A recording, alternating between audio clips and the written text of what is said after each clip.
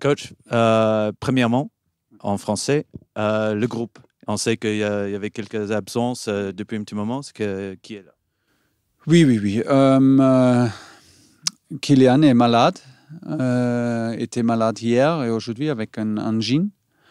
Et on essaye de faire peut-être un petit peu d'entraînement aujourd'hui pendant le soir, mais il n'a pas fait entraînement avec nous les derniers deux jours.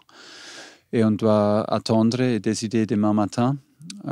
Thiago, il a fait tous les entraînements et on peut décider demain s'il joue ou pas, mais maintenant, je pense qu'il est avec le groupe. Et oui, tous les autres sont là. Ander Herrera est encore blessé, mais tous les autres sont là.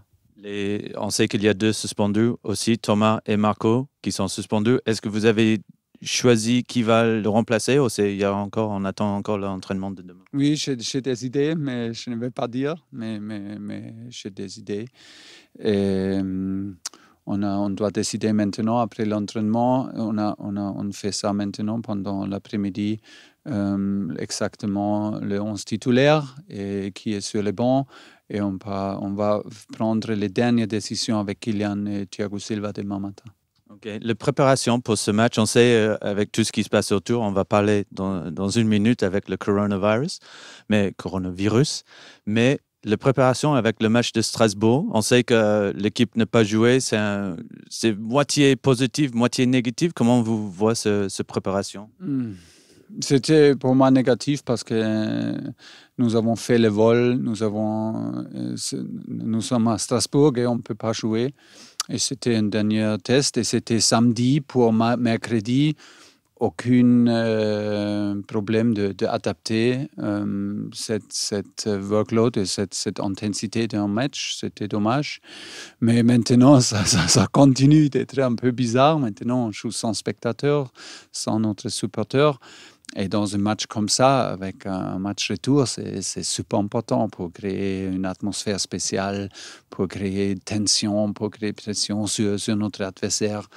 Et oui, c'est maintenant avec toutes les nouvelles de coronavirus, avec Kylian Mbappé, maintenant on a beaucoup de choses de réfléchir et beaucoup de choses d'adapter, mais en même temps, c'est un match de foot et on doit adapter.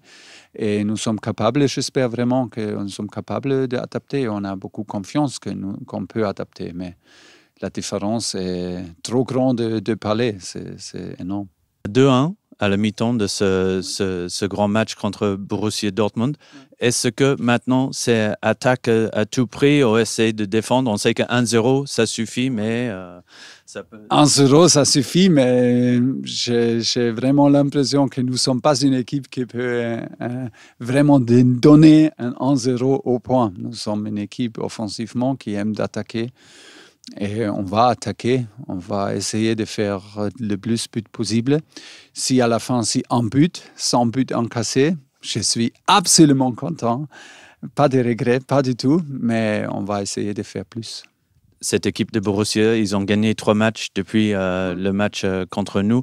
On sait qu'offensivement, c'est très fort aussi. Est-ce que vous avez analysé, j'imagine, ces 4 matchs et trouvé comment on va deal with cette attaque? Oui, ils ont joué presque avec le même 11 titulaire, toujours avec le même système, la même structure. Et on a analysé, c'est clair, et on a analysé le premier match. Et je pense que je suis convaincu que nous sommes aussi dans un meilleur moment. On a plus joué avec un bon rythme, malgré on n'a pas joué contre Strasbourg. C'est un peu dommage, mais ok, c'était comme ça. On a fait des entraînements avec intensité très, très fort. Et voilà, c'est une équipe très dangereuse avec beaucoup de vitesse dans le contre-attaque. Il aime de faire les transitions et pour ça, c'est absolument clé où on perd le ballon parce qu'on va perdre le ballon, tout le monde perd le ballon, c'est clair, mais on ne peut pas perdre trop facile, trop vite et pas dans les zones dangereuses. Et pour ça, on doit jouer attentif et très intelligent.